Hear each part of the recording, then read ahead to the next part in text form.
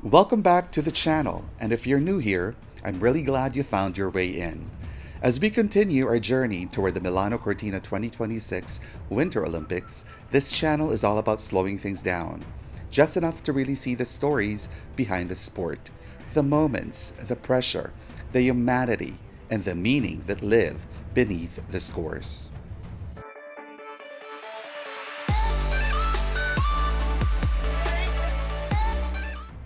And today we're diving into one of the most captivating, complex, and emotionally rich events on the Olympic program, ice dance.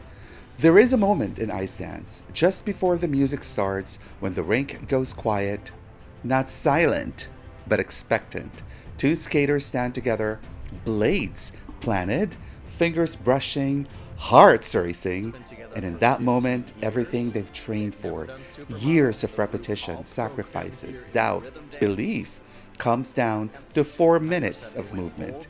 And in ice dance, those 4 minutes don't just decide medals, they decide legacy. As we look ahead to Milano Cortina 2026, no discipline feels more unpredictable, more emotionally charged, or more ruthlessly precise than ice dance. This is the event where artistry and athleticism collide, where connection matters as much as speed, and where gold is never simply won, it's earned, negotiated, and ultimately felt. And standing at the center of this Olympic conversation is a team that has defined the current era of the sport, Madison Chock and Evan Bates. Been together for 15 years. Chock and Bates entered the Olympic season as reigning world champions and Grand Prix final champions, a position earned not through momentary brilliance, but through sustained excellence. So their skating is expansive and confident, marked by deep edges, seamless transitions, and an ability to live inside the music rather than skate on top of it. That's key. They don't rush moments, they let choreography breathe. And that composure, that sense of inevitability, is something judges trust. What makes Chock and Bates especially compelling is longevity. They've lived through disappointment, reinvention, and redemption. They've adjusted their style as the sport evolved without losing their identity. Now, as veterans skating with clarity and intention, they bring something priceless to Milano Cortina: certainty. In ice dance, certainty reads as control, and control reads as gold. But ice dance is never a coronation. And this Olympic cycle has introduced a variable that fundamentally reshapes the conversation. Because when Guillaume Cizeron steps onto the ice, history comes with him. Now, skating with Laurence Fournier Beaudry, Cizeron returns to Olympic contention, not as a footnote, but as a force. He is already an Olympic champion, with previous partner Gabriela Papadakis, already one half of a team that reshaped modern ice dance through unprecedented edge quality, musical elasticity, and purity of movement. That legacy does not disappear. It follows him, quietly influencing expectations, perception, and belief.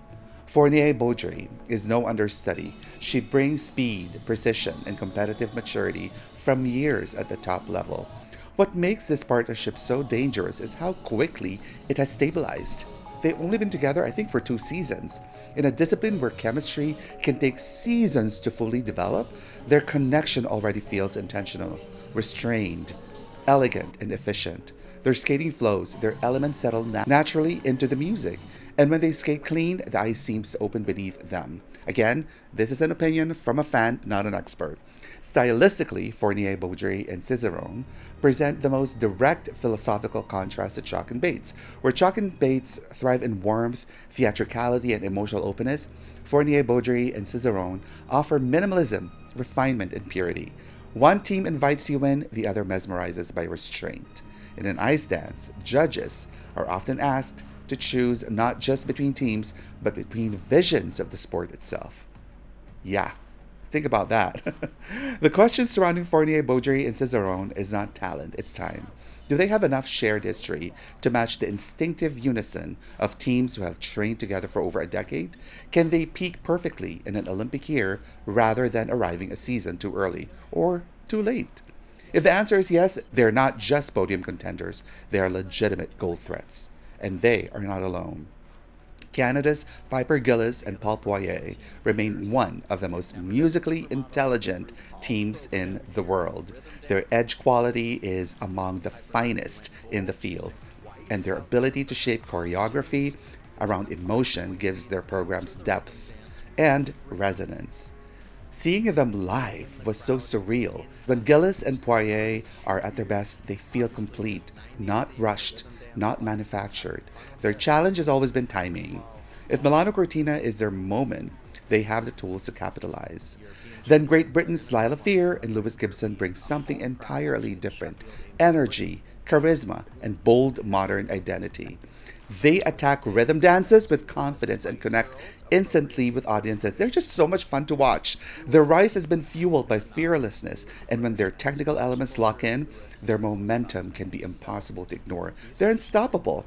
They represent the sport's future: vibrant, expressive, and unapologetically contemporary.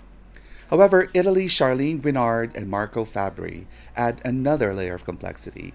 They're experienced, precise, and technically efficient, the kind of team that quietly accumulates points while others chase moments. And skating at home, with the emotional surge of an Italian crowd, could lift their performances into medal contention when it matters most. And then there are the younger teams, the rising teams, sharper and hungry. Cristina Carrera and Anthony Ponomarenko continue to mature into a composed, well-balanced partnership. Their skating has gained depth and confidence, and while they may not yet command the reputation of the sport's titans, Olympic cycles have a way of accelerating belief when performances land. And this is what makes ice dance uniquely unforgiving. There are no quads to separate the field, no single element that guarantees victory.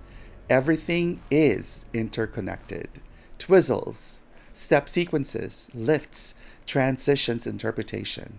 A slight misalignment, a lift that travels too much, a twizzle that drifts off center.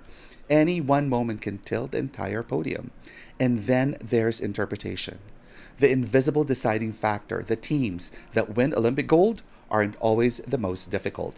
They're the ones who convince judges that what they're watching matters, that the program is inevitable, that the connection is real.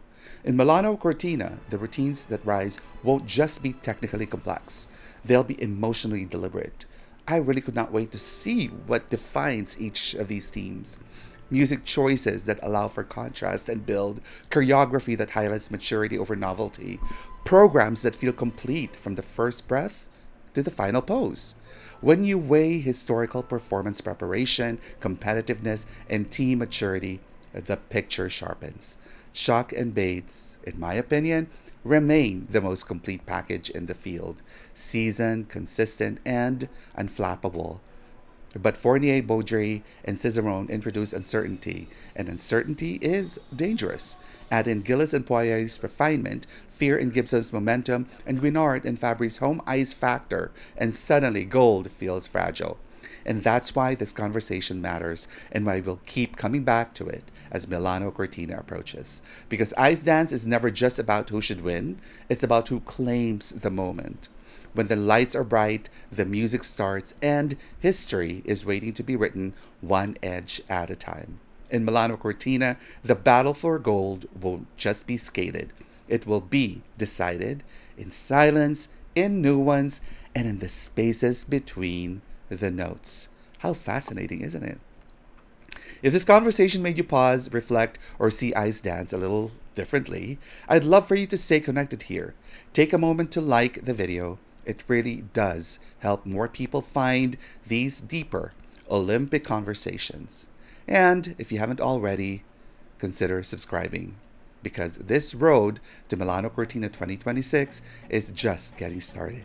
I'd also love to hear from you in the comments. Who do you see rising when it matters most? Do you trust experience, or are you betting on momentum and change? These discussions are what make the Olympic journey so meaningful. And if this channel feels like a place where sport is more than scores, where stories, humanity, and quiet moments matter, then you're exactly where you're meant to be. I'll see you in the next one.